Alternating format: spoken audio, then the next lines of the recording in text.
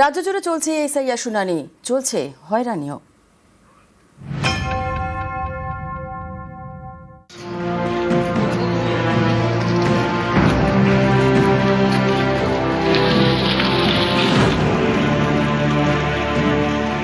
Election commissioner এই ভুলভ্রান্তির ইসের করার জন্য এই বয়স্ক মানুষদের হ্যারাসমেন্ট করতেছে। বাড়িতে আসলে খুবই ভালো হতো।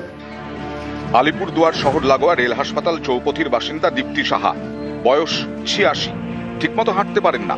তাঁর দাবি ২০০২ ভোটার তালিকায় নাম না থাকায় শুনানিতে ডাকা হয়। মঙ্গলবার তাঁকে এসআইআর শুনানিতে নিয়ে যাওয়া হয় টোটো করে প্রায় ২৬ কিলোমিটার দূরে আলিপুরদুয়ার ১ নম্বর ব্লকের বিডিও অফিসে। নাম নাই, লিস্টের নাম নাই, বুথ তো ১ বছরও বাদ দিছি না। কাগজপত্র ঠিকঠাক মতে আয়ে নাকি একটা চিন্তা না, এইটার ভয়, চিন্তাতে হাত পিলেই হয়ে যায় নাকি।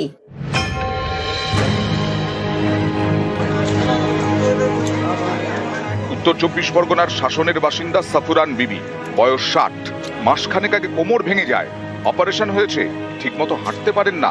এই অবস্থায় শুনানিতে বাড়ি থেকে প্রায় ১৫ কিলোমিটার দূরের ব্লক অফিসে।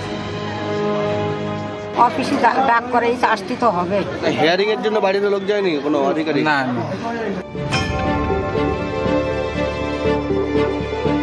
উত্তর দিনাজপুরের ইসলামপুরের কারিশমা খাতুন, মাসখানেক আগে পা ভাঙে, এখনো ব্যান্ডেজ।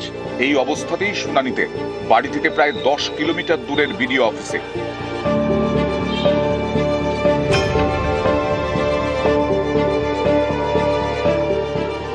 সজল বিশ্বাস, চিকিৎসক, বাঁকুড়ার উপমুখ্য স্বাস্থ্য আধিকারিক, উত্তর ২৪ পরগনার আগরপাড়ার ভোটার। কাজের জন্য ১ বছরেরও বেশি সময় ধরে থাকেন বাঁকুড়ায়।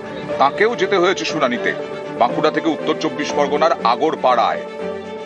একটা এর থেকে তুগলকি কাণ্ড, আজগবি কাণ্ড আমি আর দেখতে পাই না। কালকে সকালে আমি দুপুরের পরে আমি নোটিশ পেয়েছি, সরকারি অফিসারদের একটা নিয়ম আছে, তার দপ্তরকে পাঠাতে হয় প্রিন্সিপাল সেক্রেটারির মাধ্যমে আমাকে রিলিজ করার কথা, কিন্তু আমাকে সরাসরি পাঠানো হয়েছে। এবার আমি কিভাবে রিলিজ হব, কিভাবে আসবো, এটার দায়িত্ব আমার। ইয়ারও প্রথমে কাউকে রিসিভিং কপি দিচ্ছিল, তা কি প্রমাণ থাকবে যে সাধারণ মানুষরা এসেছিল ইয়ারি, আপনি একটা রিসিভিং দিন। তো উনি প্রথমে বহুক্ষণ ধরে রিসিভিং না দেওয়ার জন্য বলে। এরপর ঘটনাস্থলে যান তৃণমূল কাউন্সিলর, কথা বলেন ইয়ারোর সঙ্গে।